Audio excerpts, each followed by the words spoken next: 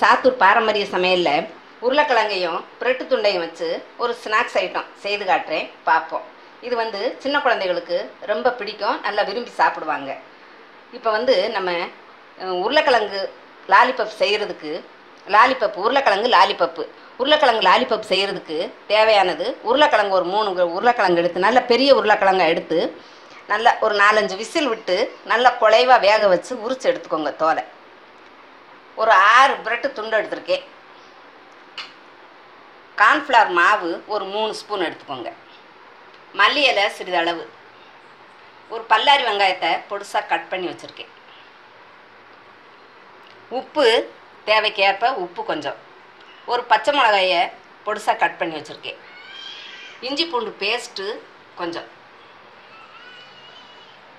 வத்தல் பொடி 1 spoon, garam masala 1 spoon, chicken masala 1 spoon, chaat masala 1 spoon, கொஞ்சம் லெமன் ஜூஸு. கொஞ்சம் லெமன் விட்டோம்னா கொஞ்சம் நம்மளுக்கு புளிப்பு சுவையாக நல்லாயிருக்கும் சாப்பிடும்போது. அதுக்காக நான் 1/2 லெமன் கட் பண்ணி எடுத்து வச்சுருக்கேன், அதையும் சேர்த்துக்குருவோம். இப்போ அடுத்து நம்ம செய்முறையை பார்ப்போம். ஃபஸ்ட்டில் பிரெட்டு துண்டை மிக்சியில் ஓட விட்டு பவுடராக எடுத்து வச்சுக்குருவோம். பாருங்கள், இப்போ நம்மளுக்கு பிரெட்டு தூள் ரெடி ஆயிடுச்சு. பாருங்கள், இப்போ அவிச்ச உருளைக்கிழங்க நல்லா மசிச்சு எடுத்துக்கிடுவோம்.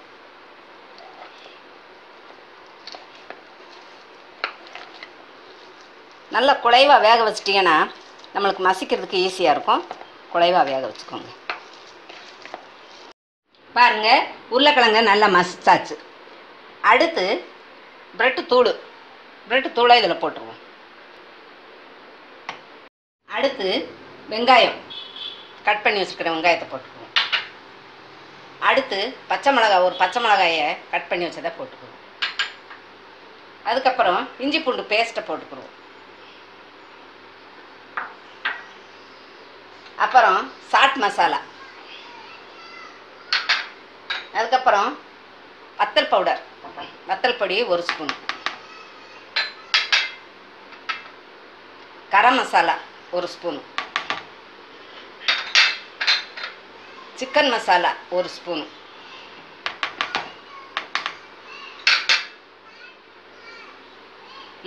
லெமன் ஜூஸு கொஞ்சம் பிழிஞ்சு விட்டுக்குருவோம். மல்லி இலை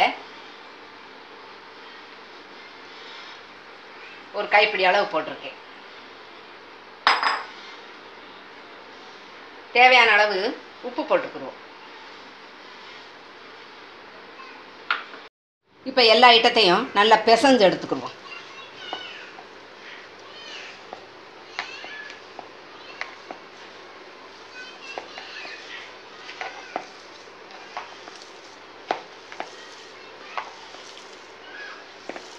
பாருங்க, இந்த மாதிரி எல்லாம் பிசைஞ்சு வச்சுக்கோங்க. அதுக்கப்புறம் கையில் கொஞ்சம் எண்ணெய் தொட்டுக்கோங்க. கையில் கொஞ்சம் எண்ணெய் தொட்டுக்கிட்டு கொஞ்சம் கொஞ்சமாக எடுத்து சின்ன சின்ன உருண்டையாக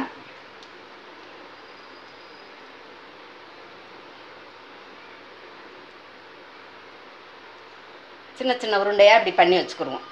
நம்மளுக்கு அடுத்தடுத்து எடுத்து போடுறதுக்கு கொஞ்சம் ஈஸியாக இருக்கும். அதனால்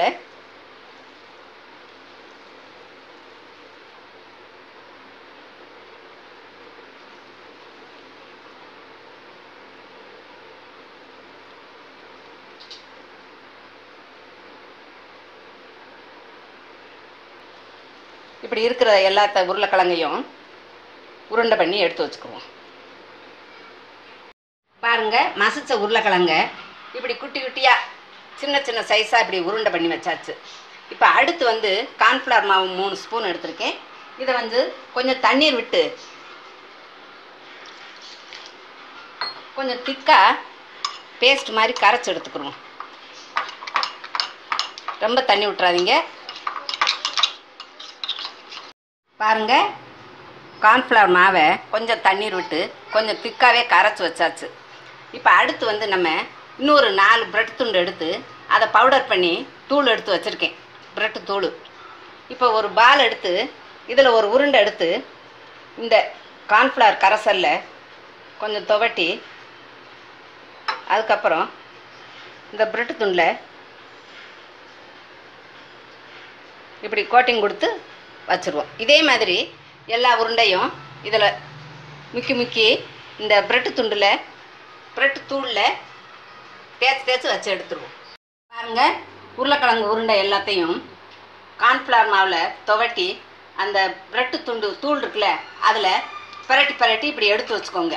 அப்போ தான் நம்மளுக்கு போட்டு எடுக்கிறதுக்கு ஈஸியாக இருக்கும். இப்படி எடுத்து வச்சுக்கோங்க. எண்ணெய் காஞ்சிக்கிட்டு இருக்கு, எண்ணெய் சூடாகட்டும். பாருங்கள், எண்ணெய் சூடாகிடுச்சு. ரொம்பவும் சூடாக வேண்டாம், கொஞ்சம் நம்மளுக்கு மீடியமாக இருந்தால் போதும்.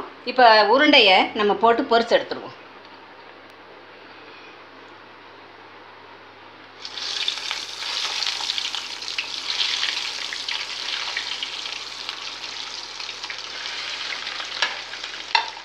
ஒரு 4-5 உருண்டை போட்டிருக்கேன். நம்மளுக்கு ரொம்பையும் கருக விட்டுறாமல் கொஞ்சம் திருப்பி விட்டு கொஞ்சம் நல்லா வெந்ததுக்கப்புறம் எடுப்போம். ஏற்கனவே நம்மளுக்கு உருளைக்கிழங்கு வேக வச்சு தான் போட்டிருக்கோம். அதனால் இந்த மேலே இருக்கிற கோட்டிங் மட்டும் நம்மளுக்கு எண்ணெயில் அந்த வெந்தால் போதும். பாருங்கள், நல்லா வெந்துருச்சு. இப்போ எடுத்துருவோம்.